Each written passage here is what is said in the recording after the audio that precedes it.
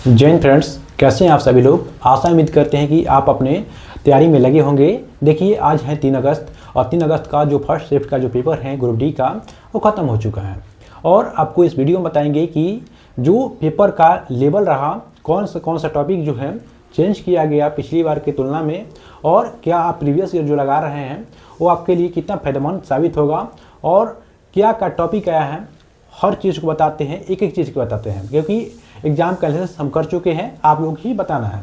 देखिए फ्रेंड्स, तो सबसे पहले ना आप लोग जानते होंगे कि रेलवे जो एग्ज़ाम है, जो अपना एक बार एग्ज़ाम लेता है ना, उसी पैटर्न को पूरा अंत तक उसको फॉलो करता है।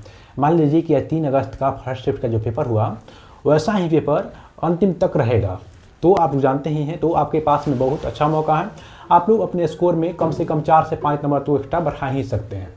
इसी कारण क्या होता है कि जिनका फर्स्ट में एग्ज़ाम होता है उसका नंबरेशन भी ज़्यादा होता है और उनका मतलब बेनिफिट मिलता है। बाद में थोड़ा पेपर का लेवल भी थोड़ा सा मतलब उठ जाता है। ठीक है, देखिए होंगे। चलिए स्टार्ट करते हैं। देखिए, बारी बारी से बात करते हैं। सबसे पहले बात करते हैं ना 20 क्वेश्चन जो आता है जीके, जीएस और करंट अफेयर्स का। तो इसमें देखिए क्या टॉपिक आया था, इसको बताते हैं आपको। देखिए दोस्त, ये तो सबसे पहले ध्यान रखिएगा कि आपका जो पेपर आया है, कुल मिलाकर के 100% जो करंट अफेयर्स का पोर्शन रहा है, तो 2026 का ही क्वेश्चन पूछा गया है। 2026 का ही क्वेश्चन पूछा गया है, यानी कुल मिलाकर ना, यानी दिसंबर और नवंबर इंक्लूड कर लेते हैं। यानी 2025 का नवंबर दिसंबर से लेकर के 2026 का जून तक पूछा गया है। ठीक है ना। यहाँ पे देखते हैं, क्वेश्चन आया था कि आपका जो अंतर्राष्ट्रीय सम्मेलन हो गया, कहाँ सम्मेलन, कौन सम्मेलन कहाँ हुआ था, उसके बाद में राष्ट्रीय सम्मेलन कहाँ होता है, ये पूरा पढ़ लीजिएगा। उसके बाद में बजट के बारे में भी पढ़ के जाइएगा, क्योंकि बजट के बारे में आपको हर शिफ्ट में क्वेश्चन मिलेगा। उसके बाद में देखिए कि राष्ट्रीय खेल पुरस्कार, जो पुरस्कार होता है उसको तो हम इग्नोर कर ही नहीं सकते हैं। 2 क्वेश्चन आया है पुरस्कार का। उसके बाद में बोलते हैं खेल परिदृश्य होता है। खेल परिदृश्य में इसको भी देख लीजिएगा, एसपीडी का वो बुक है। ठीक है, एसपीडी का बुक आप लोग जानते होंगे, इसमें से पढ़ के जाइएगा, इसी में से आ रहा है। ठीक है। उसके बाद में पुस्तक लेखक जो हो गया, जो नया पुस्तक लेखक हो गया, उसको भी देख लीजिएगा। उसके बाद में दिवस और थीम को जरूर देख के जाइएगा। ये जो इम्पोर्टेंट टॉपिक है ना, देखिए बताते हैं फिर से। आपका समझौता हो गया, दूसरा हो गया अंतर्राष्ट्रीय सम्मेलन और राष्ट्रीय सम्मेलन कहाँ कहाँ हुआ है, तीसरा हो गया आपका जो बजट 2025-26 का बजट से क्वेश्चन पूछा हुआ है। उसके बाद में आपका राष्ट्रीय खेल पुरस्कार हो गया, खेल परिदृश्य हो गया।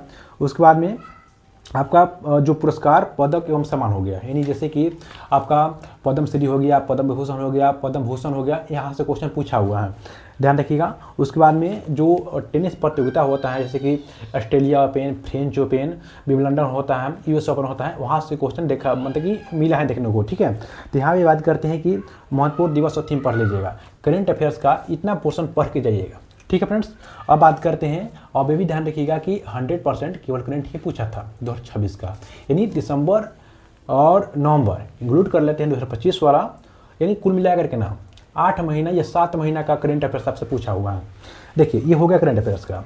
अब बात करते हैं आपका करंट के साथ साथ में अब आता है आपका मैथमेटिक्स पे। देखिए फ्रेंड्स, मैथमेटिक्स में क्या पूछा है, एडवांस का क्वेश्चन था। देखिए, कुल मिलाकर के 2 क्वेश्चन एडवांस का था। एडवांस में वो भी किया था, जैसे कि मान लीजिए कि ज्योमेट्री से क्वेश्चन था, तो ज्योमेट्री से आपका 2 क्वेश्चन था कुल मिलाकर के, ध्यान रखिएगा 2 प्रश्न था।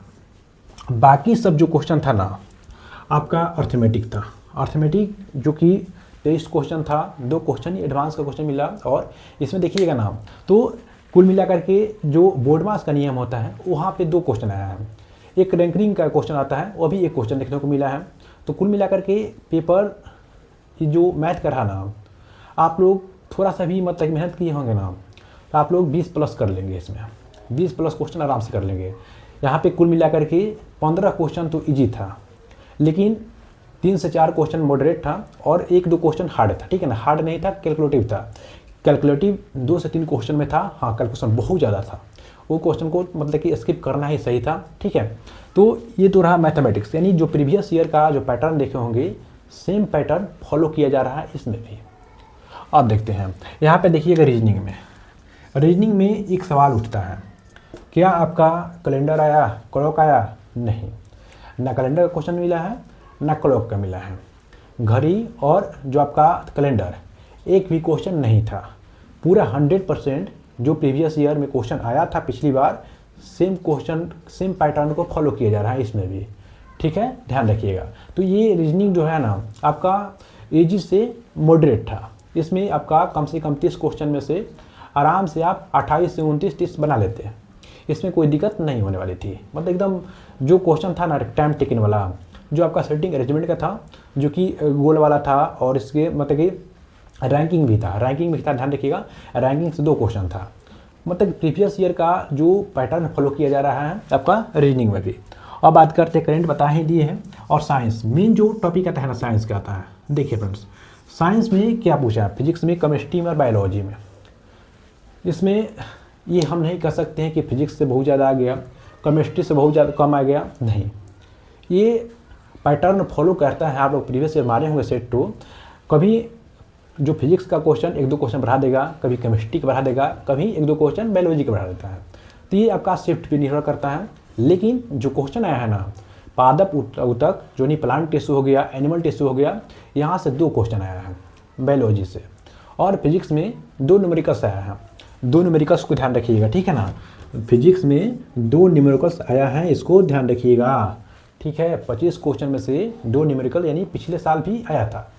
और यहाँ पे देखिए केमिस्ट्री में ना, केमिस्ट्री में रिएक्शन आया था। जैसे कि मान लीजिए कि रिएक्शन दे देता है और पूछता है कि बताइए कि ये डिस्प्लेसमेंट है या डबल डिस्प्लेसमेंट है, ठीक है, ऐसा क्वेश्चन पूछा हुआ था। तो रिएक्शन को पढ़ के जाइएगा, उसके बाद में केमिस्ट्री में बताते हैं। नहीं, केमिस्ट्री में क्या क्या पढ़िएगा, केमिस्ट्री में यहाँ पे रिएक्शन पढ़ लीजिएगा, उसके बाद में आपका जो एसिड बेस एंड साल्ट आता है उसको पढ़ लीजिएगा, कार्बन एंड इट्स कंपाउंड को पढ़ लीजिएगा। ये 3 टॉपिक तो पढ़ना जरूरी ही होता है, ठीक है। उसके बाद बात करते हैं ये फिजिक्स में। फिजिक्स में देखेंगे ना आपका लाइट चैप्टर तो आप मतलब स्किप नहीं कर सकते हैं। लाइट हो गया, आपका साउंड हो गया, वेव हो गया, 3 चीज़ को पढ़ लीजिएगा। और एक जो फिजिक्स में ना सबसे इम्पॉर्टेंट चैप्टर जो होता है इलेक्ट्रिसिटी होता है, विद्युत, यानी विद्युत धारा से क्वेश्चन पूछा हुआ है इसमें। तो लाइट और इलेक्ट्रिसिटी इसको पढ़ के ही जाइएगा दोनों को, क्योंकि क्वेश्चन आ रहा है इसमें से।